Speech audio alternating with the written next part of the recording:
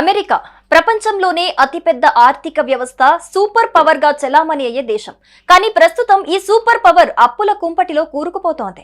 36 trillion డాలర్ల అప్పుతో America ఊగిసలాడుతోంది. ప్రతి 3 నెలలకు ఈ అప్పు $1 ట్రిలియన్ పెరుగుతోంది. అసలు భారీ రుణం ఎవరిస్తున్నారు? తాజాగా వెలువడిన మూడీస్ రిపోర్టు అమెరికా అప్పు గుట్టురట్టు చేసింది. గ్లోబల్ రేటింగ్ ఏజెన్స్ మూడీస్ ఇటీవల అమెరికా సావరిన్ రేటింగ్ ను AAA నుంచి AA1 కి దించేసింది. కారణం మితిమీరిన అప్పులు. IMF నివేదిక ప్రకారం అమెరికా అప్పు 3,096 లక్షల కోట్లు, అంటే $36 ట్రిలియన్. ఇంత భారీ అప్పు ఎక్కడి నుంచి వస్తోందని ఆలోచిస్తున్నారా?